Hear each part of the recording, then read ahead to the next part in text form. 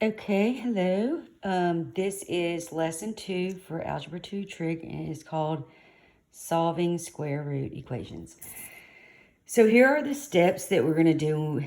A square root equation is just an equation that has square roots in it. So the steps are we're going to isolate the radical expression, so that means get the part with the square root on one side of the equal sign by itself. Then we're going to square both sides of the equation.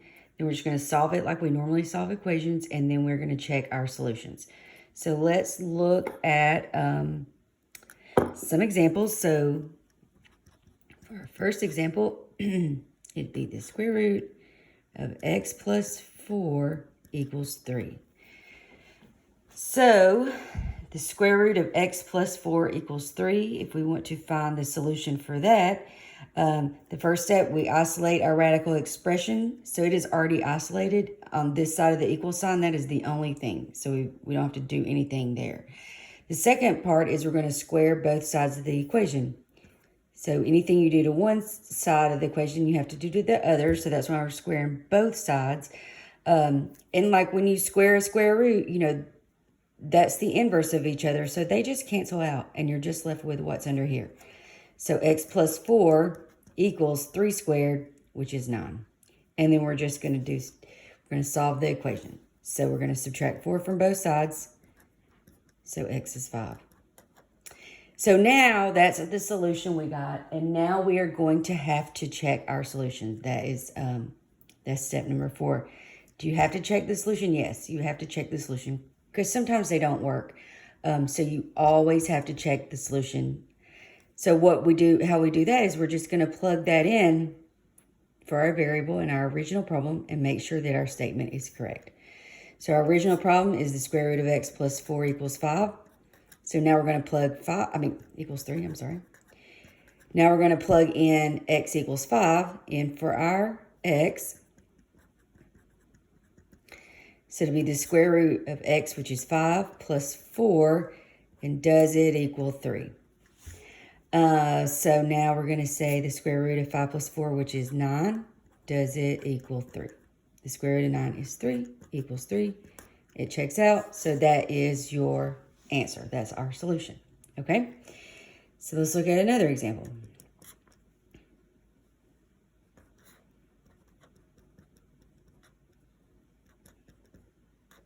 All right, so we have the square root of 3x plus 4 equals 4.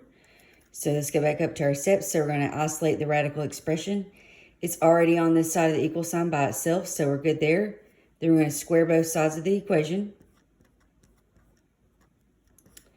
So we're doing that to get rid of the square root. You know, you can do anything to an equation as long as you do it to both sides of the equal sign. So when we do that, we're left with 3x plus 4 equals 4 squared is 16. So now we're just going to solve it like we always solve equations, by subtracting 4 from both sides. So 3x equals 16 minus 4 is 12. Then we're going to divide both sides by 3. So x is 12 divided by 3 is 4. So now we're going to check our solution by plugging what we got for x into our original equation. So that's going to be the square root of 3 times x. X is now 4 plus 4. Does it equal 4? So 3 times 4 is 12 plus 4. Does it equal 4? So the square root of 12 plus 4 is 16. Does it equal 4? The square root of 16 is 4, and it equals 4. So that's right. So x equals 4 is our answer. Okay, so let's look at another example. All right, so if we have the square root of 4x minus 23 minus 3 equals 2. All right, so we're just going to go back up to our steps and do the same thing. This was a little bit different because in step number 1, isolate the radical expression. It is not over here by itself, so we are going to have to get rid of that minus 3. And the way we do that is just like we get rid of anything in an equation, we do the inverse. So since it's a minus 3, we're going to add 3 to both sides. And then we have the square root of 4x minus 23 equals 2 plus 3 is 5. Okay, so now we have the radical expression is isolated. So now we're going to square both sides of the equation. So that gets rid of our square root sign. So 4x minus 23 is equal to 5 squared, which is 25. So now we're going to solve for x. So we add 23 to both sides. So then we get 4x equals 25 plus 23 is 48. And then we're going to divide both sides by 4. So x is 12. So now we got to check our solution. So we're going to plug 12 in back into our original problem. So the square root of 4 times x is 12 minus 23 minus 3 equals 2. Does it equal 2? All right, so the square root of 4 times 12. 4 times 12 is 48 minus 23 minus 3. Does it equal 2?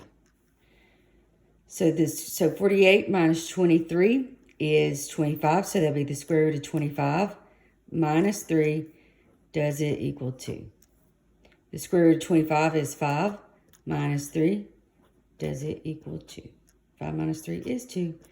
So that equals 2. So that's correct. So our x is 12. Okay?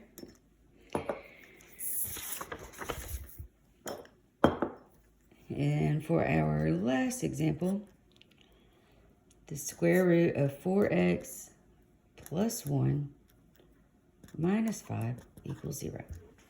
So we're going to do the same thing. We're going to isolate the radical part, which radical is, is a root. So the square root part. So we're going to add 5 to both sides. So the square root of 4x plus 1 equals 5. Now we've got it isolated, so we're going to square both sides of our equation. So that's going to cancel out there, and we're left with 4x plus 1 equals 5 squared is 25. Now we're just going to solve for x like we always do, so we'll subtract 1 from both sides. 4x equals 25 minus 1 is 24. And when we divide both sides by 4, x is 6. 24 divided by 4 is 6. So now we're going to plug 6 into our original problem and check our solution. All right, so the square root of 4 times x, our x is 6, plus 1 minus 5, does it equal 0? All right, so 4 times 6 is 24, plus 1 minus 5, does it equal 0? 24 plus 1 is the square root. It'll be the square root of 25 minus 5. Does it equal 0? Square root of 25 is 5. 5 minus 5.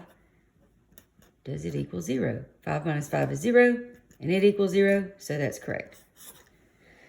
All right, and that is all. So make sure you complete the assignment. Solving square root equations. These are the steps. Make sure you check your answers. And that is all. I hope you are all doing well. I miss y'all. Have a great day.